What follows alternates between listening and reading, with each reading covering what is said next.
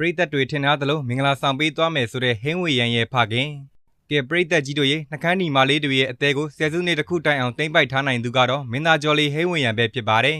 ဟင်းဝေရန်ဆိုတာကတော့တက်သစ်ဆရွယ်မှာကလေးကနှကန်းဒီမာလေးတွေရဲ့တက်တက်လှုပ်ဖြစ်ခဲ့ရသလိုအင်မတန်မှလည်းဖော်ရွေလွန်းတာကြောင့်လူကြီးလူငယ်အားလုံးရဲ့အားပေးခြင်းကိုရရှိထားခဲ့တာပါ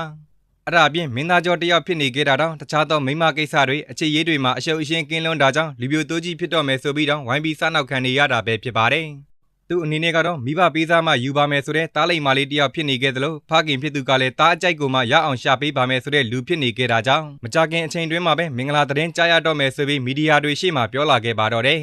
ဖခင်ဖြစ်သူအနေနဲ့ကတော့ဟင်းဝင်းရဟာတားယောက်ျားလေးတယောက်ဖြစ်ပေမဲ့လည်းအင်မတန်မှလိမ္မာသူတယောက်ဖြစ်တာကြောင့်တင့်တော်မဲ့အိမ်နောက်ဘက်မျိုးကိုရှာဖွေတဲ့နေရာမှာအတော်စဉ်းစားရတယ်လို့ပြောလာခဲ့သလိုအခုလက်တလောစီစဉ်ပြီးသွားပြီဖြစ်တဲ့အမျိုးသမီးကလည်းပရိသတ်တွေထင်ကြေးပေးနေကြတဲ့သူဖြစ်ကြောင်းကိုတဲလုံစားပေးပြီးပြောလာခဲ့ပါတော့တယ်